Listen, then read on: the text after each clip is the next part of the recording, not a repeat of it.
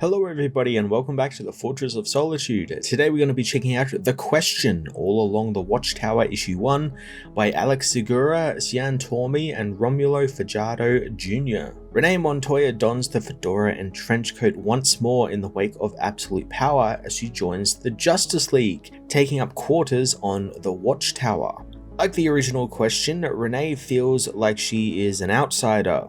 No more than ever before now, since she's not used to space stations and teleportation beams and being around a cadre of different metahumans and heroes. Anything that Segura zones in on in the first couple of pages is Renee used to be an alcoholic, but she is now sober, and in doing that she has found her sleep schedule isn't what it once was, thanks to the buzz of feelings, fear and general life stuff kind of flooding her mind. Things that at one point she could just dull with alcohol, but she can't now. It feels like the classic private detective trope, but kind of modernized and also kind of reversed, because you'd always have that scene where the detectives in their office, you know, they're pouring a whiskey or something to like drown out all of the investigative stuff they've been dealing with. And here Renee can't actually do that. She has to face these things in her mind that everyone else also has to face as well. Suiting up, Renee begins to wonder how she was convinced to do this, remembering how months prior Chris Nakano fired her, placing her as Commissioner of Gotham City with Vandal Savage, something which is being covered in the Batman ongoing right now, with Vandal being manipulated and controlled by the billionaires of Gotham to be sort of their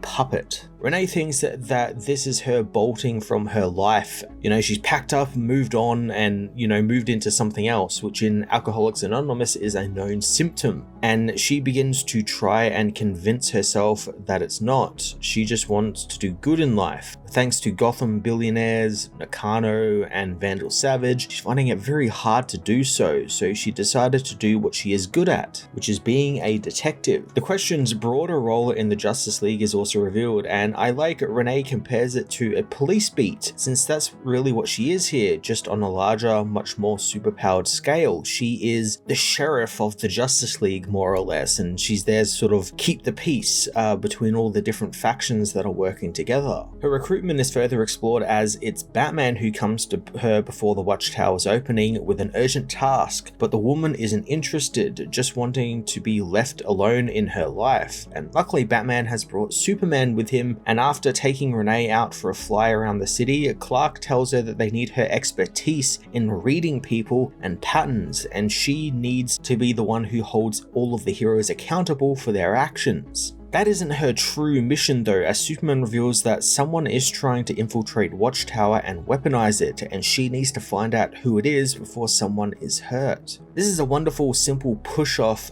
point for the Question's mission. It's a mystery that's easy to follow and plays to Question's strengths as the detective. Renee's skills to read people actually come in handy here, as she realizes that before even Superman is finished talking that he is scared, which seldom ever happens, and tells her that this is a serious threat that's attacking the Justice League. In the present, Question meets with Wonder Woman, who echoes what Superman said about being the one to hold them accountable, but also wants Question to meet her team, something Renee does not take well since she works alone like all good private detectives do. Diana introduces her to the Blue Beetles, Jaime Reyes and Ted Kord, who will act as both her man in the chair and gadget man. As a fan of both Jaime and Ted, I'm very happy to have them as a supporting cast, and these two fit their roles perfectly, and it's also really fun just to have them both together, since it feels like it's been an age since outside of the Blue Beetle book that we get here and there that they ever work together. So it's really cool seeing these two come together to help the Watchtower and to help Question. Jaime reveals that the Watchtower systems have been suffering glitches, and he and Ted are trying to track them down before they find any weaknesses in the computer systems.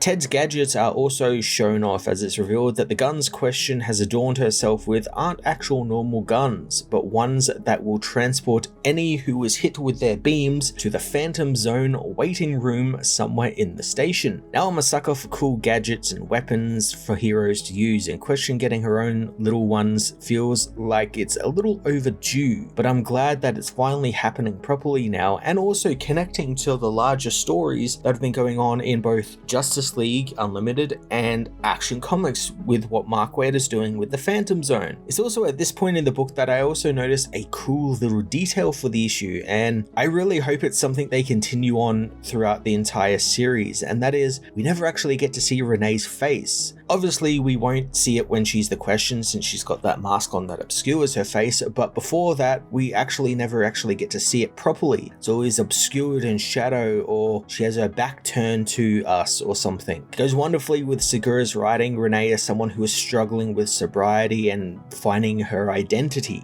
She isn't sure who she is, and she is burying herself in her work, so we only ever see her in her quote-unquote work clothes, which has no face. The Blue Beetles aren't the only ones who will be joining Question as Diana takes her to see the Menagerie, the station's animal sanctuary and science lab, where Animal Man and Kanikawa, one of the challengers of the unknown, wait. So there's a nice little twist here where you think Animal Man is actually going to be joining Renee, but it's actually the challengers, or at least Ken, whom Diana says are the nerve center of the station and are there trying to predict the next glitch. The Challengers of the Unknown are actually getting their own series, which actually started this week, and I love that other writers like Alex are positioning them in some important roles within the Justice League hierarchy. They are a very interesting team with an interesting setup, and I'm really looking forward to that Chris Cantwell book when it begins. The next member of the Questions team is of course Batwoman, someone Renee does not need any introduction to and doesn't want to see, thanks to their turbulent relationship and how it ended so poorly. Renee had hoped working on the station would give her some space from Kate after working with her recently, but Renee doesn't get much of a chance to confront her feelings on this as the station goes into red alert, as another glitch appears and the supervillain Conduit blows his way into the station. A Superman villain popping up in someone else's book is always something I find very fun, especially when it's an 80s and 90s era villain like Conduit. As the heroes respond to the villain,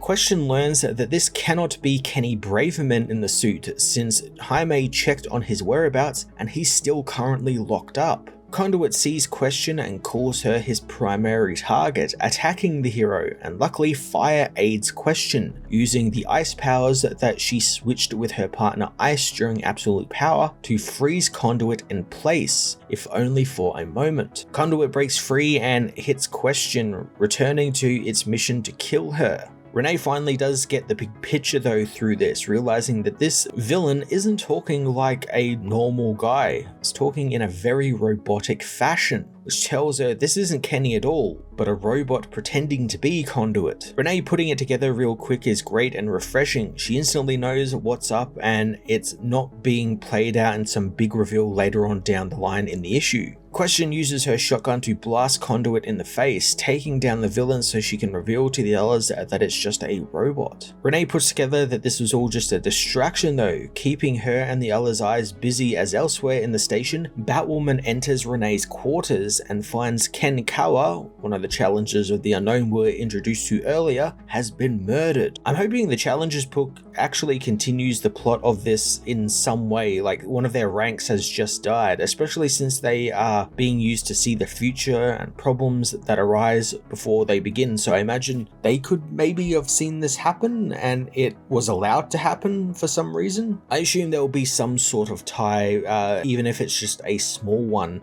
to this book, since all these books have been doing a great deal of like interconnectivity with each other, even if it's just like a throwaway line, or like what we saw earlier in this issue with the Phantom Zone stuff and how that's very tangentially related to the Action Comics and Justice League Unlimited book that Mark Waid is doing. The Question's brand new series begins with all the right ingredients to an interesting and creative mystery. I really like Renee is getting a team around her this time round and how she is now positioned as the sheriff of this superhero community. It's a really cool role for her. Segura's use of Montoya's sobriety and turbulent past with heroes like Batwoman is really damn cool. I can't wait to see what he does with the characters and the mystery of the death of the Challenger of the Unknown. I'm going to give this issue a 9 out of 10.